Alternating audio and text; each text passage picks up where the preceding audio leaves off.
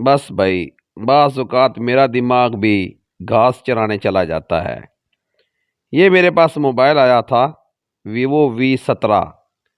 इसमें फ़ॉल्ट ये था कि तकरीबन 3 घंटे में बैटरी इसकी फुल हो जाती थी और जैसे ही मोबाइल चलाते थे तो तकरीबन डेढ़ या 2 मिनट में ही बैटरी लो का साइन दे के मोबाइल बंद हो जाता था।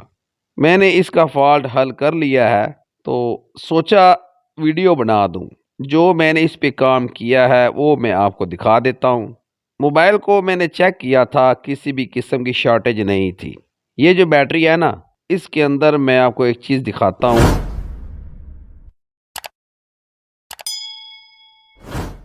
इन पॉइंट्स के ऊपर एक रजिस्टर लगा हुआ था, उसको मैंने उतार दिया है। ये आप देख रहे हैं, ये रजिस्टर था।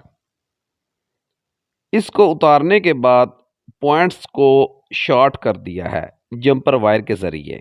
स्पेशल मैंने बैटरी इसीलिए दोबारा खोली है कि आपको दिखा दूँ।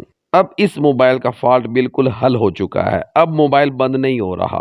अगर आपके पास भी इस तरह का कोई मोबाइल आए, वीवो V17, आप चार्जिंग पर लगाएं, बैटरी फुल हो जाए और तकरीबन 1-2 मिनट में ही बैटरी ख़त्म हो जाए, तो आपने भी यही सलूशन निकालना है।